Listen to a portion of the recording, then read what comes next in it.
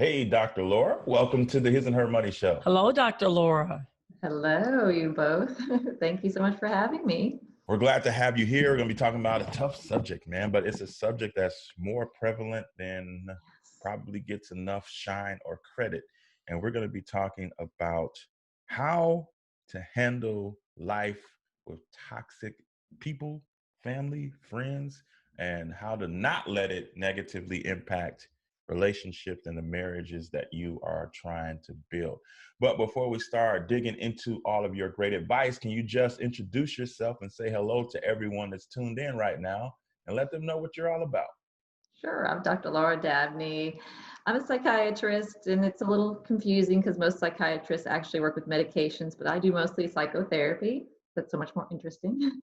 And I've had my own practice in Virginia Beach and Richmond, Virginia for 20 years. So I've learned a lot in those 20 years. And over the past 6 years, I've been sharing that wealth beyond my couch to other people, such as yourselves and your audience.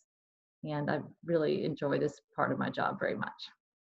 Awesome. All right, so let's deal with it. It's a phrase that's out there. Toxic people. I'm getting rid of toxic people this year. I'm cutting toxic people. But what exactly? It's a term that's thrown around very loosely nowadays. But by definition, based on your work and what you've done, what is a toxic person? Yeah, it's such a great question. And just to be clear, we're talking about two different types of toxicity these days, aren't we? With the with the virus. Now we're talking about psychologically or emotional toxicity, which is a little trickier to pick up. There's no real test for that, as all the doctors have for the viruses. But so what makes a toxic person? Well, what I like to call my patients and I call red flags. Red flag people are people who have either can't take care of themselves, lack empathy, or have some characteristics where they can't they don't know how to be safe. And when those three things combine, they don't do relationships well. There are people out there who cannot do relationships, intimacy. They can't. They're too threatened by it. They don't, sort of unconscious, but they end up repelling. As soon as they get close, they repel. And then when they're apart, they feel like they're being abandoned, so they come back. So those people, those relationships, where they're getting together, breaking up, getting together, someone in there is a toxic person or a red flag person, and they can't keep a relationship sustained. So you end up getting hurt, and it impacts you with mostly how you feel. So that's why it's very important to understand that if you feel someone's toxic, someone is hurting you and doesn't have the insight to change, then it's incumbent upon you to separate yourself from that person. How do you become aware of it though? Because in some situations, That's it's all know. you know. Yeah. You don't even realize it's a toxic relationship, a toxic family member, because as long as you've been alive, that's just the way that they are. And so you don't recognize that there could be better. How do you become illuminated to like, this might not be good for me? Yeah. Well, it's maybe all that you know for that person, but you have to compare it to the relationships in your lives. In your life, you have to look at the other relationships. Are they causing you to feel guilty or frustrated? We all feel guilty or frustrated at times. But you have to look at in relationship to your other relationships. And you'll recognize you have friends who, you can say to your friend, hey, that hurt my feelings. And they go, oh, I'm so sorry, I didn't realize. A toxic person, they don't respond that way. So you have to look, it's a good point. You have to look over your sort of period of time and compare it to your other relationships. Sometimes that's the only way to tell, like we said, because there's no magic wand or formula, but it also takes, here's something interesting too.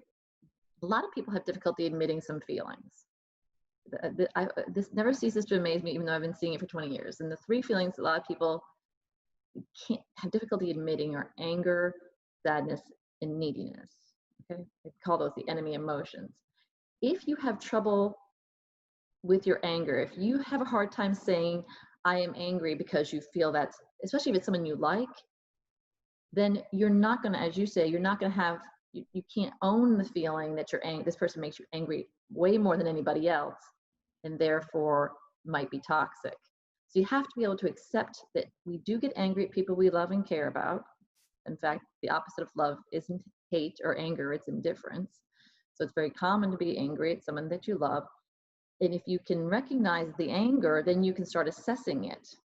But if you're the type of person who can never admit to being angry at someone you love, you're not going to know if there's a toxic person in your life. Yeah. What are some other signs that maybe you've seen over your years of doing this in your practice, that maybe the person that is being targeted, they display? Like, what are some of the symptoms? I don't know, or signs maybe The person uh, being targeted or the the toxic person being person? targeted. Well, the person being targeted is often what we would, for lack of a better phrase, more passive. There are a lot of people who praise passivity. They think passive is the way to make a good relationship, a good argument, and a real to be liked. So if I give in, if I cave, if I keep my opinions to myself, if I don't admit to any negative feelings, then that's going to make a stronger relationship.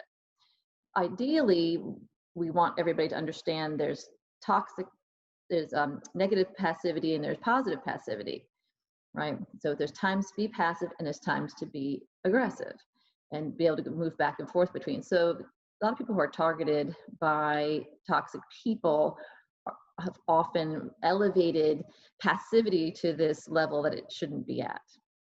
Now you counsel both individuals and couples. So from a couple standpoint, when there is toxic family members present, how have you seen these situations negatively impact the marriage? Yeah, well, oftentimes, if a toxic person is targeting one type of, let's say, a passive person, oftentimes when they enter into a marriage or a relationship with anybody else, they're either part of that, the in-law family, they'll recognize it much quicker. So it's important for people that's the other way to also notice, back to your earlier question. So if someone's telling you, hey, this isn't right. So you may not be able to see it yourself, but if someone is telling you, you may want to reconsider this or look closer at this relationship. It doesn't hurt to do that. So go ahead and take people up on that. So oftentimes the conflict becomes triangular, where the spouse is now trying to trying to make sense of this relationship that the other spouse has with this toxic person, and it can become this vicious circle. Yeah. And I'm sure it definitely impacts, oh my gosh, the relationship immensely. So, what have been some of the things that you've seen in marriages per se, where it has impacted their marriage in a negative way? Yeah, when it's impacted, so there'll be a increase in the arguing. There'll be more storming out. The person who's being targeted is often siding with the toxic person and feels like they have to make a choice, right? And oftentimes they choose the toxic person to defend, which of course makes them feel disloyal to the spouse. And so you see this sort of splitting going on in the family between the toxic person and the spouses. So it really drags the spouses apart, and it becomes a hot topic where anytime the toxic person gets mentioned or talked about, they may have very rational conversations and discussions about everything else, but it's almost like the toxic person becomes a wedge between them. Mhm. So let's say someone is listening right now, and some people are coming to mind, like maybe I do need to investigate. Maybe this isn't normal, our interactions in our relationship, and they want to figure out how to approach that person to share their feelings. Like you talked about some of the emotions that we're scared to own up to. And what if they're ready now? They recognize that this may be, like you differentiated between red and pink flags, and they want to pursue that to see, like, go in depth, like open up. Is this toxic? How do you approach that initially with the person that you think may be, not sure yet, but this may be a toxic situation? Yeah, I love that you brought up the pink flags. I was going to do that. Yes, but so that's a way. So it's not, we should always be assessing our relationships. That's a healthy thing to do. It's not a warning sign because you're assessing a relationship. It's a healthy sign for yourself that you're doing that. So that's get that off the table. So yes, if you think someone's toxic, the best thing to do, because someone's not toxic until they can't empathize with you. And we don't know if they can empathize with you until you share some difficult situation or some difficult emotions. So that's actually the best way to test for a red flag person. So I always put it in terms of, I feel X when you do Y. That's a template I give people, because the mistake people tend to make is when they suspect a toxic person, they become a little toxic. So they go after, you did this, and you always do this, and you shouldn't do this. They start criticizing. But that's going to make anybody, healthy or toxic, defensive. So they pull back, and then you might say, oh, see, there, you're a red flag person. But that's not accurate. So you always want to approach anybody in any situation with the, I feel X when you do Y. So I need to let you know that I feel very uncomfortable. I get very anxious when you talk about my faults. I know I have them. I'm working on them. When I'm with you, I just want to talk about fun things and do fun things with you as my friend. So if you could please, remember to maybe not talk about my faults so much, and it might help me feel better or something like that. So you're just gently telling them, owning it, owning the feeling, linking it to something that they're doing, and then stop and see what they say. And right there, you'll get a wealth of information. So if they say something along the lines of, oh my gosh, I had no idea. I didn't even know I was doing that. Can you give me an example? Anything along the lines of, I will help, I will work on it, I will look at it. That's not a toxic person. The toxic person will say something along the lines of, aren't you being a little sensitive? I don't do that. They won't own it at all. They won't even consider or look at it. That's a very bad sign. And are there ever incidents where you would recommend that the person being targeted kind of step back or isolate themselves from that person in order to kind of, what I call, to preserve their peace or sanity and for their own health? Oh, that's what I always recommend. Yes, as soon as they get some toxic red flag behavior, verification by putting something out there, then it always starts the distancing technique. Now it gets a little tricky, so it depends a little bit on whether this is a friend or this is a family member. So what kind of distancing technique? If it's a friend, I recommend distancing until, this prolonged distancing until they're gone. Lots of times people aren't willing to do that with a family member, and that's understandable. Although you can do it with family members, FYI. But if it's a family member, just to put up the boundaries and distancing to a point where you're comfortable. So a lot of times people who are targeted by toxic people are working on the toxic person's timeline. They don't even realize it, so I help them see that too, as opposed to their timeline. Because it could be that if you have someone who's toxic and a family member, you see them, let's say you naturally just were seeing them once a week, for an example. Well, it could be that you move it to every month.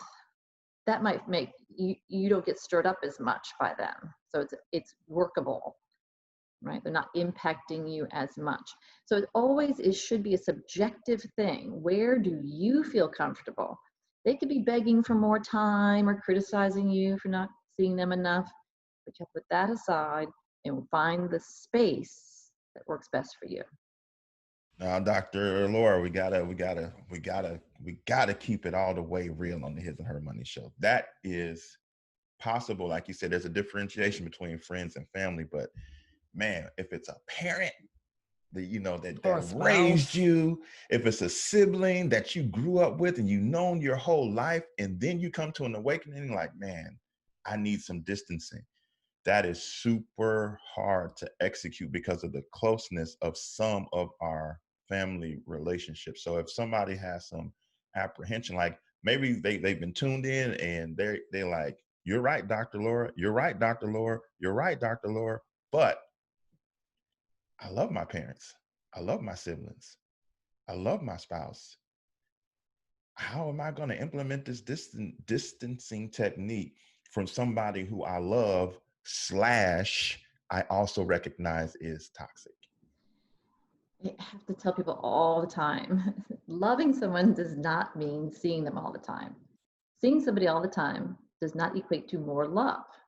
There really is should be no connection. I always give the example if I had a pen pal in Australia when I was in junior high school, and we wrote letters. Well, letters probably took 2 weeks to get to each other, so no more did I hear from her once a month. I felt very, very close to her. I liked her tremendously. So this whole idea of I have to, as soon as you say I have to about anybody, you are in trouble. You are in trouble. Also keep in mind that when someone's being toxic to you, a lot of people think they're handling it so well. It's I don't have the problem, they have the problem, and I'm rising above it because I'm just going to keep seeing them on their time frame and what they want. Nobody can be mistreated without resentment. Nobody. I don't care what kind of saint or how strong you think you are. And I have to point out to people, you're showing that resentment one way or another. They're getting snippy, or they're giving the cold shoulder, or they're somehow paying that toxic person back. So that resentment is affecting the relationship. So it's your responsibility to decrease that resentment by increasing the distance. It can be done very kindly. I'm so sorry that's not going to work for me. Gee, let's make it another time.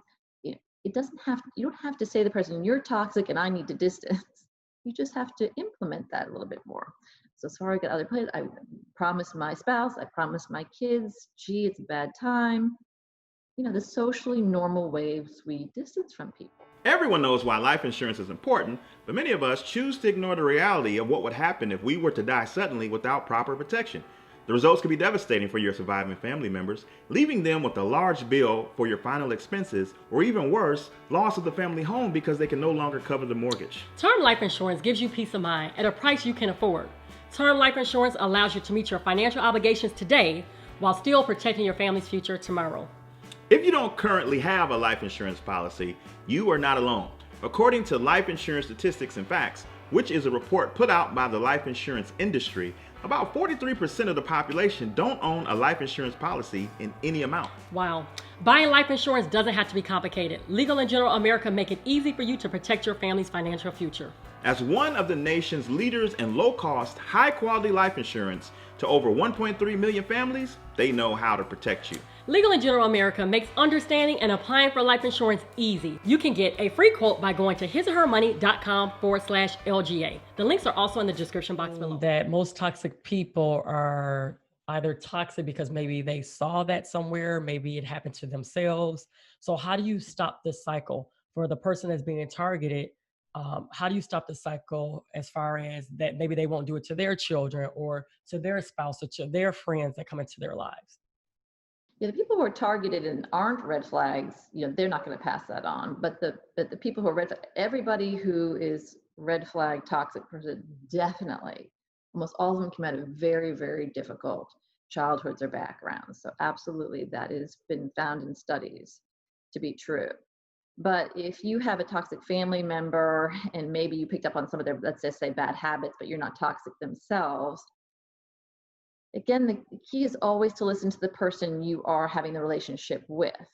Just like we talked about how we would tell a red flag person, if someone's telling you something, you may have an immediate reaction of something very negative, but take all that information you're getting from your other the people you're in relationships with, and consider it. That keeps you from being a red flag. But just being able to go back to somebody, I always talk about the postmortems. In medicine, we have postmortems when we have surgeries and they don't go well. Even if they do go well, but every week or so we go back and look back at our mistakes in medicine to correct them. I always encourage people, I say, if something goes wrong or someone tells you something and you don't get it or whatever, go back to the person. If it didn't end well or if you couldn't absorb it, say something like, I am just thrown by this. Can we reconvene another time? Can I talk to you about it later? Go back and tell them about when you're calmer and say, I didn't know, I didn't understand. I'm so sorry. I will try to correct that. So that keeps you from being a red flag person. You are being a example, a mentor for the people in your family by exhibiting it that way. And then that person will then also not be a red flag. They'll be automatic for them to do that going forward. So, from your history, from your time in doing this, you don't necessarily see a correlation between those that are toxic. They used to once be targeted. Yes, but they were young, so they didn't have the wherewithal, so they were growing up in this family and didn't have the wherewithal. It's usually a parent who has all the power and a child who has no choice really but to adapt. But if you're the parent, and well, if you're toxic, it's one thing, but if you were the child of this and came up out of this, and somehow, if you're toxic yourself, the key is to get help into someone ASAP, a counselor, therapist, or what have you. There is a I believe a misconception that what we're talking about, toxic people are mostly personality disorder people, and there is I think a representation in our field that people with personality disorders can't be treated, but that's not true. It just takes a lot. It takes 2 or 3 times a week for often 3 years or more to get that resolved. So it is treatable. If you think you have toxic characteristics or anything, or you were raised by someone toxic, you have to have that other person as someone outside with no agenda, like from your family. It's not the same. So you have to have an outside person who can look in and see the patterns much easier than the ones you're involved in, to tell you, hey, this behavior isn't working for you. Let's talk about what's going on there. What would you say to the person that's going to follow your advice and they go through the process, identifying red versus pink, they find a red person, they implement the distancing technique, but now, Dr. Laura, they feel guilty that they have done this. And sometimes when you feel guilty, you got a couple choices. You default back because of the guilt. You feel bad that you've done this, to quote unquote, I have air quotes for the people listening, that you've done this to this person. Or, the guilt can just like weigh you down to where you're not even enjoying the journey to peace that you were attempting to go on because of the guilt. The guilt, in my holding people's hands through that guilt, is the biggest part of the job. I mean, that's the most, that takes the most time, because the guilt is, for one, keeps them from doing anything and keeps them being mistreated. And then 2, when they implement something, especially if it's toxic parents and these are adult children, the whole family is doing this, right? So you're typically the only one, if they're in therapy with me, they're the only ones pulling back and setting boundaries. Then the whole family is sort of guilt tripping them because it's changed. So I have to hold their hand a lot through the guilt and help them understand that the big picture is just like when we, have to discipline our children. It makes us feel terrible. It's an awful thing to do, but you're holding on to the bigger picture that your relationship with them will be better. They'll have better relationships in the community, with their friends, if we correct them as we go along. So it's the same type of thing where the relationship was not going well as it was. You've simply made a change. Let's see what happens. You can always readapt, step in more if the person changes, if things change. But right now you have to do something different or the relationship is never going to improve. And what's your advice for the spouse of the spouse? So spouse A sees that spouse B appears to be in toxic relationship with some family or with some friends and wants to approach that spouse to help them see what maybe they can't see. But they're afraid of the pushback. They don't know how to approach it properly without offending their spouse. How do you advise a person in that Or how do seat? you advise them to support their spouse or child who could be targeted? Yeah. So back to the I feel X when you do Y. Again, a lot of mistakes I see couples make is they start criticizing. Your mom is always over here. You never say no. That's just not going to get you anywhere with anybody. So I always recommend, sitting down with a quiet time. You have enough time to talk this over because it's often a surprise. targeted person often is surprised when someone says, I don't think you're aware. I get very tense and very anxious when you're around these two family members because I don't think you're aware that they're mistreating you. And then there's, what? So it's going to take more than one conversation. It's going to be a work in progress. It's not this once, okay, you see it, now it's going to change. Even if your spouse does see it, or when they do see it, you're still going to have to hold their hand like I do with my patients. You have to hold their hand and be supportive while they go through making the changes they need to make. So just understand it's a process. Don't be in a rush. Tell it to them gently, and then to support them, as you want it to be their idea as much as possible. So when they say, well, I agree, and let's say they agree, they see it, they want to start backing away or putting up boundaries, then start working with them on what boundaries would work for you together. Not just, well, we can't see them anymore for Christmas. Yes, say, well, what about this? What if we just didn't see them for Christmas, but saw them when things were less hectic, like a couple days afterwards, So you start working with them and giving the back and forth till it's an agreement you both can make on what would work for both of you. Wow. Great advice, Very Dr. good. Laura. So if people want to continue the conversation with you, how can they find you, get in touch with you? Well, the website is the easiest way to see all about me and what I do. That's drldabney.com, drldabney.com. You always call me. I love to talk to people. 757-695-3925 is our number for that. And you put my name in with MD on all the social media channels, you'll find me there too. Awesome. We'll be sure to have everything that you just mentioned linked in the show notes of this episode. So in closing, Dr. Laura, people that are like, they just took a deep breath, like, okay, I've got to do this.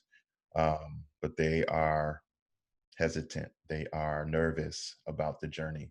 What's your advice to them as they begin to try to walk this out? Well, first of all, I applaud you for even considering taking the journey. The first step always starts with the first step. I will also encourage you to understand from my experience that not only will you be impacting your relationship with somebody, you will be making it better. It takes a huge amount of courage and a huge amount of foresight to make a change in a relationship, knowing no matter how much they're kicking and screaming that you're changing it for the better. And not only have I seen that happening, the whole family, those whole families we were talking about before, they're impacted by the one toxic central person, the whole family changes. It's like those mobiles, you hit on one, whole dynamics change. Whole families have been changed based on one person having the courage to take that one step to make those healthy boundaries so the toxic person's reach isn't so far. And then, because we just talked about how it's usually a toxic person makes a toxic person makes a toxic person, you're stopping the chain from your family from now on. I mean, you can have that one step can make a huge impact and a ripple effect throughout your whole family. It's worth giving that a try. Wow. Awesome. Powerful advice. Yes. So we appreciate you Thank you. taking time out of your busy schedule to come and share this insight with our audience today. Thank you. Thank you so much. You're very, very welcome. It was my pleasure.